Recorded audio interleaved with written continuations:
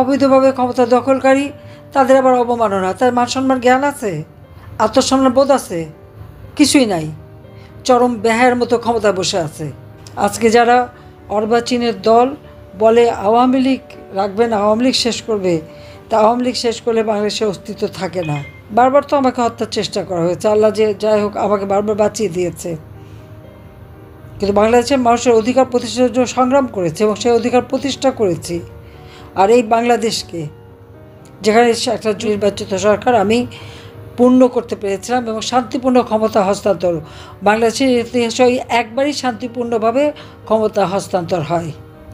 আমরা মানুষ হত্যা করে ক্ষমতা আসে নাই। আওয়ামী লীগ যতবার ক্ষমতা এসেছে জনগণের ভোটে এসেছে। আজকে দেখলাম আমার বিরুদ্ধে কি শাস্তি দিয়েছে 6 মাসের জেল। কেন? আমি আদালত অবমাননা করেছি। আদালতটা কোথায়? আমাদের সেটাই প্রশ্ন। যে যুদ্ধ অপরাধীদের বিচারের জন্য 1973 সালে পার্লামেন্টে ওই আইসিটি আইন পাশ হয়, যুদ্ধ অপরাধীদের বিচারও শুরু হয়। জিয়াউর রহমান এসে এই বিচার বন্ধ করে দিয়ে কারাগার থেকে সবাইকে মুক্ত করে। গোলাম আজম পাকিস্তানি পাসপোর্ট ছিল, কোনোদিন বাংলাদেশের পাসপোর্ট নেয়নি। ওই পাসপোর্ট নিয়ে পাকিস্তানে চলে গিয়েছিল, ওই পাসপোর্ট নিয়েই ফেরত এসেছিল। আর মতিউর রহমান নিজামী থেকে শুরু করে যে কয়জন সাজাপ্রাপ্ত, এরা তখন যুবক ছিল। নারী নির্যাতন থেকে শুরু করে মেয়েদের ধরে ধরে পাকিস্তানের ক্যাম্পে দেওয়া, আমাদের সমস্ত বুদ্ধিজীবীদের হত্যা করা, সব কিছুর সাথে এরা জড়িত ছিল, সব কিছুর সাথে জড়িত ছিল। না পরে না বয়স টয়স বেড়েছে, সুন্দর দাড়ি হয়েছে এবং নুরানি চেহারা হয়েছে, কিন্তু এই চেহারা তখন ছিল না। এখনকার ছেলেপেলেরা জানবে? তাদের তো জন্ম হয়নি, জানবে কোত্থেকে? তখন এরা তো রীতিমতো জঙ্গি। পাকিস্তানি হানাদার বাহিনীর সাথে হাত মিলিয়ে যে গ্রামের পর গ্রাম তাদেরকে পথ দেখে নিয়ে গেছে, আগুন দিয়ে জ্বালিয়ে পুড়িয়ে ছারখার করেছে। 3 কোটি ঘর বাড়ি জ্বালিয়ে পুড়িয়ে ছারখার করেছিল। এমনও গ্রাম আছে যেখানে শুধু বিধবাই ছিল, কোনো পুরুষ ছিল না। যে সমস্ত নারীদেরকে ক্যাম্পে রেখে দিনের পর দিন পাশবিক অত্যাচার করে, অনেকে সুইসাইড করেছিল বলে তাদের কাপড়টা পর্যন্ত পরতে দিত না। তাদেরকে যখন উদ্ধার করা হয়, কি দুর্বিষহ অবস্থা তাদের। কেউ প্রেগনেন্ট, কেউ ক্ষতবিক্ষত শরীর, অর্ধ উলঙ্গ। ভারতের এক শিখ সৈন্য এদেরকে উদ্ধার করেছে। সব উদ্ধার করার সময় গিয়েছিল আমাদের মিত্রবাহিনী হিসেবে। তাদের মাথায় যে পাগড়িটা থাকে, ওই পাগড়িটা খুলে দিয়ে সেই আর ওই আইসিটিতে আমাদের বিচার করে যে আমি কি কোর্ট অবমাননা করেছে। কি অবমাননা করেছে আমার বিরুদ্ধে? ওই সময় যে সময় আমি কথাটা বলেছি তখন আমার বিরুদ্ধে 227টা মামলা, সব নাকি মার্ডার কেস। তবে যে ভালোই তো, আমি কোনো মার্ডার করি নাই, মার্ডার তো ওরা করেছে। আজকে তো তার প্রমাণ হলো যে আমাদের ইউনূস সাহেবের এক উপদেষ্টার কাছে ম্যাগাজিন পাওয়া গেল। অস্ত্র না থাকলে ম্যাগাজিন থাকে কিভাবে? এই তো তাদের নীতি আদর্শ। আর এই আদর্শ নিয়ে এই যে ছেলেমেয়েদেরকে বিভ্রান্ত করেছে। আজকে ছাত্রছাত্রীরা উপলব্ধি করতে পেরেছে যে হ্যাঁ, তাদেরকে কিভাবে বিভ্রান্ত করেছে এরা। যখনই এই কোটা আন্দোলন, যে কোটা তো নাই, কোটা তো 2018 সালে যখন তারা আন্দোলন করে তখনই তো আমি বাতিল করে দিয়েছিলাম। কোর্ট একটা রায় দিয়েছে, সেই রায়ে আবার পুনর্বাসন হওয়ার সাথে সাথে সরকারের পক্ষ থেকে আবেদন করে সেটা স্থগিত করা হয়েছে। তারপরে আন্দোলন কিসের? আর এই যে তারা বসলো আন্দোলন করতে, 14 জুলাই পর্যন্ত তো তাদেরকে একটা টোকাও পড়েনি। যখন মেট্রো রেলে আগুন, এক্সপ্রেসওয়েতে আগুন, পুলিশকে মারা, আওয়ামী লীগ নেতাকর্মীকে মেরে ঝুলিয়ে রাখা, এই গাজীপুরের জুয়েলকে মেরে ঝুলিয়ে রেখেছিল না? ঝুলিয়ে রেখে তাকে হত্যা করেছে না? আবার ঝিনাইদহ শহর আওয়ামী লীগের সেক্রেটারি থেকে শুরু করে কত অগণিত লোককে তারা হত্যা করেছে। একটার পর একটা থানায়, ঢাকা শহরে কয়টা থানা আগুন দিয়ে পুড়িয়েছে, পুলিশকে পুড়িয়ে মেরেছে, লাঠি দিয়ে পিটে পিটে মেরেছে, র্যাবের অফিসারদের মেরেছে পিটিয়ে। এমনকি গণভবনে আমার যে পাইলট, মোটরসাইকেলের যে পাইলট যেত, তাকে পর্যন্ত হত্যা করে ফেলে রেখেছে। আর এদেরকে আবার ইনডেমনিটি দেওয়া হয়েছে। হত্যাকাণ্ড তারা করে, মামলা সব আমাদের বিরুদ্ধে, মিথ্যা মামলা, আর সব মামলা আওয়ামী লীগের বিরুদ্ধে। আর যারা এই হত্যাকাণ্ড করলো, যারা আপনাও, তাদেরকে দায় মুক্তি দেওয়া হয়েছে। দায় মুক্তি দিয়ে একটা কাজ ভালো করেছে, এরা যে অপরাধী এটা তো এভিডেন্স। অপরাধী না হলে দায় মুক্তি দেবে কেন?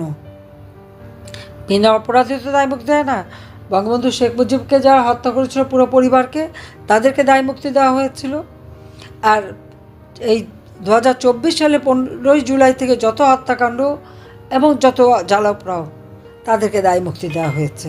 এবং এটা ডক্টর ইউনূস দিয়েছে। এবং এই সব কিছুর পিছনে তো ডক্টর ইউনূস আজকের থেকে না, সে 2001 সাল থেকে তার ক্ষমতার লোভ, 2007 সালে ক্ষমতার লোভ বাড়লো, দল করতে এসে ফের ব্যর্থ হলো।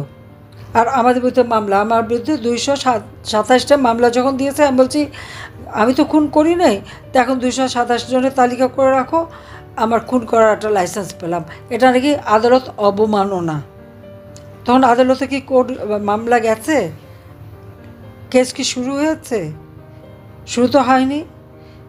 আর এই আইসিটি আজকে যে আদালত বসিয়েছে, আইসিটির মূল যে আইন, সেই আইন এক্সিকিউটিভ অর্ডারে সংশোধন করেছে। সংশোধন করবার অধিকার তাদের কে দিয়েছে? আমার প্রশ্ন সেটা।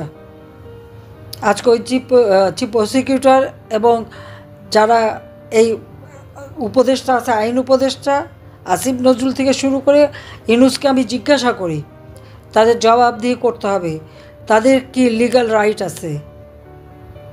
জনগণের ভোটে নির্বাচিত হয়ে ক্ষমতা এসেছে?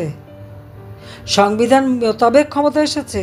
না, ক্ষমতা এসেছে জঙ্গিদের দ্বারা। জঙ্গিদেরকে মুক্তি দিয়ে জঙ্গিদের দ্বারা ক্ষমতা দখল করেছে। অবৈধভাবে ক্ষমতা দখলকারীর আবার অধিকার কি থাকে বিচার করার? আর এই আইসিটিতে বিচার, সিআরপিসিতেও মামলা দিয়ে রাখছে, আবার আইসিটিতেও বিচার। একই অপরাধীদের দুই জায়গাতে বিচার হয় না? যখন আমি যখন যুদ্ধ অপরাধীদের বিচার করেছি ওই 73 সালের আইসিটিতে, তখন যারা এই অপরাধীদের সাথে ডিফেন্সে ছিল, ডিফেন্স লিস্টে, আজকে তারাই চেয়ারম্যান, তাদেরই একজন চেয়ারম্যান, তাদেরই একজন চিফ প্রসিকিউটর, তারাই সব। এটা তো আন্তর্জাতিকভাবে কোনোদিন স্বীকৃতি পায় না, সম্পূর্ণ বেআইনি এটা। আচ্ছা, এই বেআইনি আদালতে আমাকে শাস্তি দেয় কি আমি আদালতের অবমাননা করেছি? আরে আদালত কই যে অবমাননা? অবৈধভাবে ক্ষমতা দখলকারী, তাদের আবার অবমাননা। তার মান সম্মান জ্ঞান আছে? আত্মসম্মান বোধ আছে? কিছুই নাই। চরম বেহায়ের মতো ক্ষমতায় বসে আছে, লজ্জা শরমও নাই। এটা হলো বাস্তবতা। আর একটার পর একটা মামলা দিয়েছে। হ্যাঁ ঠিক আছে, মামলায় হাজিরা দিতে আমাকে নোটিশ দিতে আমি আসবো, নিশ্চয়ই আমি আসবো, মামলা আমি মোকাবেলা করব। দেখি কত ধানে কত চাল, সেটাও আমি দেখে নেব। বাংলাদেশটা আমাদের জনগণের, আর আমার জনগণই শক্তি, আমার কোনো বিদেশি প্রভুও নাই, আর কিছু নেই। আমি যদি ক্ষমতায় থাকতে চাইতাম, হয়তো কয়েকশো লোক মারতে হতো, আমি তো তা চাইনি কখনো। যে কটা হত্যাকাণ্ড ঘটেছে, সব কটা হত্যাকাণ্ড ওই মেটিকুলাসলি ডিজাইনের অংশ হিসেবে। এখানে পুলিশকে দোষ দিয়েও লাভ নেই, সেনাবাহিনীর সদস্যদেরকেও দোষ দিয়ে লাভ নেই। কিন্তু কেউ যদি কাউকে মারতে আসে, এখানে কারো অর্ডার দেওয়া লাগে না, এটা আইনেই আছে কিভাবে হবে। কিন্তু আজকে নির্যাতন চরম আকারে, কোনো মেয়েদের কোনো অধিকার নাই, আব্রু বলে কিছু নেই। কত বড় জঘন্য এরা! এরা বিএনপি করে, জামাত শিবির করে আল্লাহ রসুলের নাম নিয়ে, আর এইভাবে মেয়েদেরকে উলঙ্গ করা, মেয়েদেরকে রেপ করা, মেয়েদেরকে মানে তাদের পাশবিক অত্যাচার করা। তাদের ঘরে মা বোন নাই, মেয়ে নাই, আত্মীয়স্বজন নাই, সেটা একবার চিন্তা করে না এরা? অসভ্যতার সীমা থাকে। আমি জানি না এদের এত খাওয়া পড়া, এত সুযোগ সুবিধা দিয়ে কী অপরাধটা করলাম, সেটাই আমার নিজেরই এখন প্রশ্ন। যে আজকে প্রত্যেকটা সেক্টরে শিক্ষকদের কিভাবে অপমান করা, এবং তাদের চাকরি খাচ্ছে কি আওয়ামী লীগ করে। চরম অপমান করে করে শিক্ষকদেরকে জোর করে পদত্যাগ করায়, ছোট ছোট শিশু শিক্ষার্থীদের দিয়ে শিক্ষকদের অপমান করায়। এদের কি আর লেখাপড়া হবে কোনো দিন? তাদেরকে জোর করে পদত্যাগ করানো, যে সমস্ত চিত্র দেখলাম। কোন দিন না বাপ মারে বলে, হ্যাঁ লিখে দেন আপনি আর আমার বাবা না, পদত্যাগ করেন আমার পিতৃত্ব থেকে। এরা হয়তো একদিন সে বাপ মাকে তাই বলবে। সেটা হলো বাস্তবতা। দিনমজুর কাজ পায় না, রিক্সাওয়ালা কাজ পায় না, তো কিসের দেশ চালাচ্ছে? যে বাজেট আমি দিয়ে আসছি, বাজেট তো ওই বাড়াতে পারলো না, আরও কমালো টাকা। কমাবে না, কী করবো? তো নিজেটা চোর। ইনুস তো আমাকে দেয় শাস্তি। আমি জানি যেহেতু ডক্টর ইনুস তার নিজের কোম্পানির লেবারদের টাকা চুরি করে খেয়েছে, সেই লেবাররা তার বিরুদ্ধে মামলা করেছে।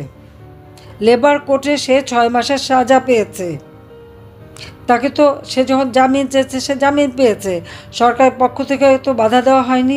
এইভাবে আমার দেশের প্রত্যেকটা শ্রেণীর মানুষের উপর আজকে চরম জুলুম। আজকে কোনো টাকা পয়সার হিসাব নাই,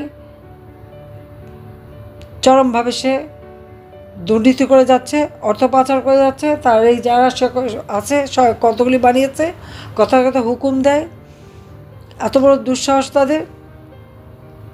আর অমনি যার যার বাড়ি ঢুকে পড়ে, লুটপাট করে, চুরি করে। সে কি মব জাস্টিস? এটা মব জাস্টিস নেই, এটা হলো মব সন্ত্রাস।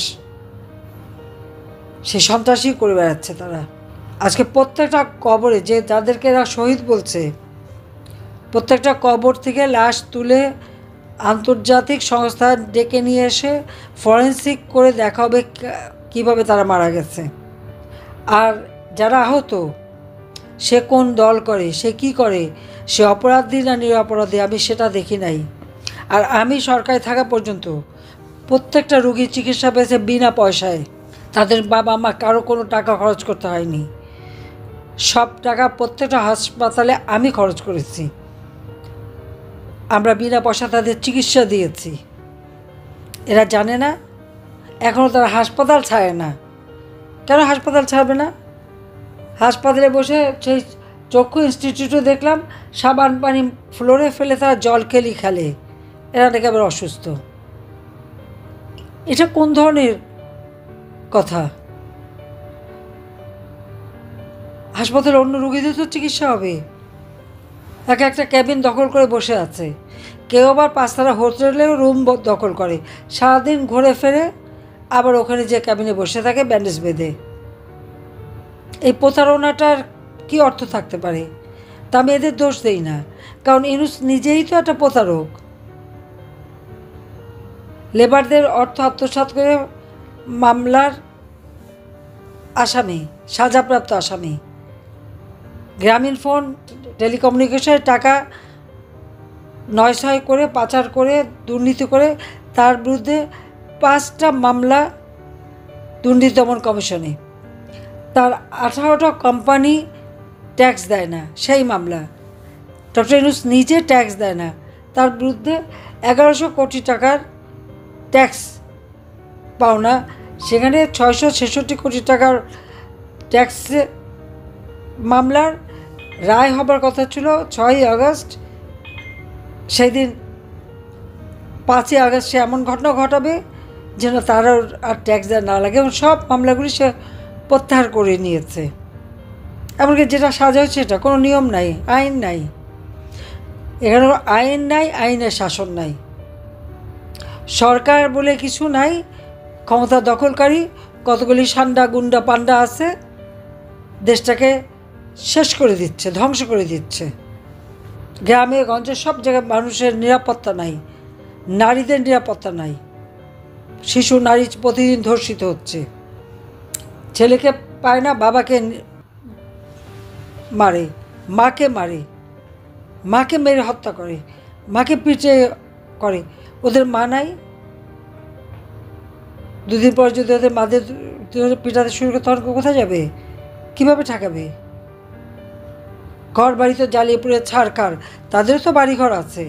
আর এখন তো আমার বোধহয় মামলা প্রায় 450, তার মধ্যে বোধহয় 440টার মতো খুনের মামলা। আজকে যারা এই দেশ শাসন করে তাদের শাসন করার কোনো অধিকার নাই। অন্যায়ভাবে অবৈধভাবে জঙ্গিদের দিয়ে দেশ দখল করেছে। এই দেশ আমার বাবা বা জাতির পিতা বঙ্গবন্ধু শেখ মুজিবুর রহমান স্বাধীন করে দিয়ে গেছেন, আর তাকে অপমান করা হয়, অবমাননা করা হয়। আর আওয়ামী লীগকে নাকি কোনো কার্যক্রম বন্ধ, নিষিদ্ধ করা হয়, ছাত্রলীগ নিষিদ্ধ করা হয়। এই ডক্টর ইউনূস একটা অবৈধ ক্ষমতা দখলকারী, তার প্রত্যেকটা হুকুম, প্রত্যেকটা অর্ডার অবৈধ। তাদের দেশ চালাবার কোনো বৈধতা নাই। অস্ত্র হাতে নিয়ে জঙ্গিদের ছেড়ে দিয়ে আওয়ামী লীগ নেতাকর্মীকে গ্রেপ্তার করে বন্দি করে রেখে মিথ্যা মামলা দিয়ে তাদের হয়রানি করা হচ্ছে। আজকে প্রায় 4-5 লাখ লোক আমাদের অ্যারেস্ট করেছে এবং তাদেরকে কারাগারে, যে কঠিন অবস্থার মধ্যে রাখছে, এবং প্রতিনিয়ত কারাগারে তারা মানুষ হত্যা করে যাচ্ছে, জেল হত্যা করছে। কাজে এখন আর সময় নাই। এদেরকে ক্ষমতার থেকে হটিয়ে দেশকে বাঁচাতে হবে, দেশের মানুষকে বাঁচাতে হবে। এবং আন্তর্জাতিকভাবেও দেশের কোনো সম্মান সে রাখতে পারে নাই। আজকে সে কীভাবে দেশকে অবমাননা করছে সেটা নিজেই দেখতে পারেন। আর 10 মাসের মধ্যে 11 বার খালি বিদেশেই গেছে। এতবার বিদেশে এত টাকা খরচ করে যে কি অর্জন করে আসছে, দেশের জন্য কোন সম্মান নিয়ে আসছে? এক পয়সা বিনিয়োগও আনতে পারেনি। অর্থনীতি ধ্বংস, রাজনীতি ধ্বংস, সাংস্কৃতিক অবস্থান ধ্বংস, সামাজিক নিরাপত্তা ধ্বংস, সমস্ত দেশটাকে ধ্বংসস্তূপে পরিণত করেছে। কাজে ধ্বংসের হাত থেকে দেশকে রক্ষা করার জন্য যার যা কিছু আছে, যে যেভাবে পারবে, সকলে এক হয়ে প্রতিবাদ করে এদের হাত থেকে দেশকে রক্ষা করতে হবে। সাধারণ মানুষের কাছে যেতে হবে, মানুষের পাশে দাঁড়াতে হবে এবং মানুষকে সাথে নিয়েই পথে নামতে হবে। কাজে সেই আহ্বানই আমি জানাচ্ছি সবাইকে। আমি আছি আপনাদের সাথে, আমি যেখানে থেকে আমি আসছি। হ্যাঁ, একটা সুবিধা হয়েছে, যেখানে আছি বলে কথা বলতে পারছি।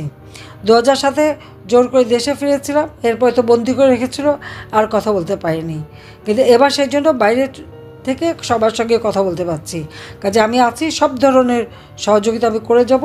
কিন্তু আমাদের দেশটাকে, দেশের স্বাধীনতা, সার্বভৌমত্ব রক্ষা করতে হবে, গণতান্ত্রিক ধারা রক্ষা করতে হবে। একমাত্র আওয়ামী লীগই গণতান্ত্রিক ধারা দিয়েছে বাংলাদেশে, এটা তাদের মনে রাখা উচিত।